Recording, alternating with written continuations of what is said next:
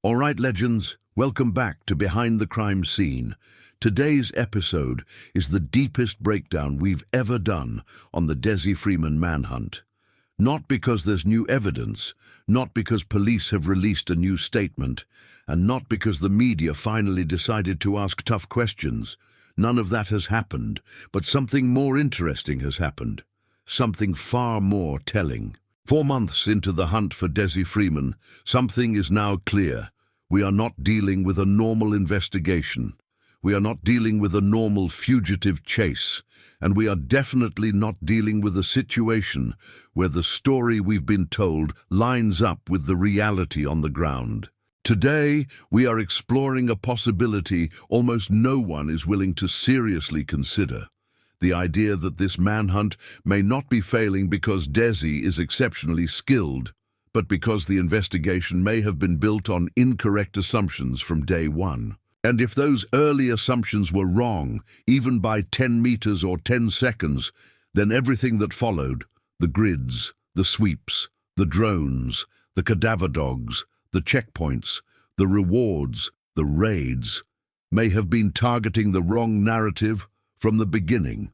If you think that sounds dramatic, strap in, because by the end of this video, you're going to be asking the same question I'm asking. Did the entire manhunt go off course in the first 5 minutes? Now let's set the scene properly.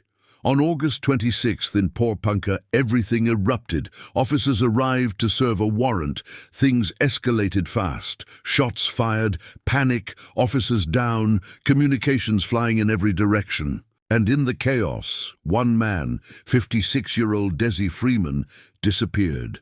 That moment, that single disappearance, became the foundation of everything that followed. But before we go any further, let me ask you something. How reliable is information collected in a critical incident when everything is unfolding at once? How reliable is what people perceive during shock, during fear, during adrenaline spikes? How reliable is the direction someone believes they saw a man run when gunfire has just erupted? That's where our investigation begins, because the direction police believed Dezi fled became the blueprint of the entire manhunt. That direction became the primary search radius. That direction became the official story. That direction became the anchor point for every decision that followed. But here's the truth most people don't know. In critical incidents, initial eyewitness direction is wrong more often than it's right. People misjudge shadows. They misjudge angles. They focus on the wrong movement. They see what they expect to see. And when multiple officers are involved in a confrontation, perceptions can differ wildly. Ask yourself this. Did police ever publicly confirm multiple consistent witness accounts of the escape direction? Did they ever provide clear detail on how many officers saw the same path? Or was the direction determined by a chaotic series of overlapping impressions? That one question could be the difference between a successful manhunt and a 4-month ghost chase. Now, let's step through what happened next. Victoria Police launched what they described as one of the largest manhunts in the state's history. Hundreds of officers, task forces, mounted units, air wing, dog units, rural squads, tactical teams, multi-agency coordination with New South Wales, millions of dollars in taxpayer money. On paper, this should have been straightforward. A fugitive in a bush environment with limited supplies should have been found in days, not months. Tracks should have been seen, campfires should have left scars, discarded items should have appeared. A thermal signature should have emerged. Something, anything, should have shown that Dezi had moved through the environment. But that didn't happen. Instead, for 4 months, we've had nothing, not one verified footprint, not one confirmed item belonging to him, not one sighting that police were willing to officially validate, nothing. When a man leaves no trace, you're not looking for a fugitive. You're looking in the wrong place. But here's what blows the case open even further. Despite hundreds of personnel and thousands of man-hours, the manhunt has continued to expand outward instead of inward. That's a red flag. Normally, in bush searches, if a fugitive is believed to be alive, the search perimeter tightens over time. It becomes more forensic, more focused, more precise. Here, the opposite has happened. The net has grown wider, the assumptions have grown looser, and the tone from police has grown more uncertain. That's how you know something is wrong. Not because police are incompetent, but because the foundation below their feet may be cracked. Let's go deeper. 2,000 intelligence leads have been followed up. 2,000. Think about that. That's not normal for a bush fugitive. That's the kind of volume you get when people are confused, unsure, and concerned. Think of it this way. When you have 2,000 pieces of intel pointing in every direction, what do you have? Noise. And when all you have is noise, you have to ask the question, is the signal missing because the fugitive is brilliant, or because the original direction was wrong? And there's another question you should be asking. If Dezi was armed with police weapons, why didn't he fire again? Why didn't he take risks? Why didn't he scavenge supplies? Why didn't he leave traces of forced entry at rural properties? Why didn't he light fires visible on thermal? If he was alive in the bush for any extended period, he would have needed shelter, water, heat, food, movement. All of those things leave signs, and none have been found. So what does that tell us? Does it tell us he was surviving cleanly like a mythical survival guru? Or does it tell us the search zone never overlapped with his actual location? And let's talk about that location for a moment. What if he never went far? What if he didn't disappear into the mountains? What if the story about the direction he ran was wrong? What if he hid in an area police didn't prioritize because it didn't match the narrative they believed? What if the manhunt turned into a self-reinforcing loop, a cycle following its own assumptions? This is how major investigations collapse, not through incompetence, but through narrative drift. Now let's examine the cadaver dog search at Mount Buffalo, the 5-day operation that police described as a targeted search. On the surface, it looks like police believed Dezi had died in that region. But look closer at how it was communicated. The operation was announced only after it ended. That is not how you act when you're confident about a location. That is how you act when you are crossing a possibility off a list.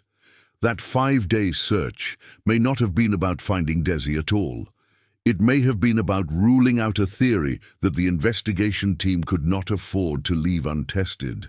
If they believed, even slightly believed, that Dezi died early in the escape, that possibility had to be eliminated. Not confirmed, eliminated. Because eliminating possibilities allows investigators to redirect resources. If that cave region could be crossed off the map, the search strategy could evolve. But the result is what matters. They found nothing, and that nothing was revealed publicly. That is telling. Imagine running a major recovery operation and finding no sign, nothing, and then announcing it. That's not normal. That suggests the investigation is pivoting. It suggests internal doubts.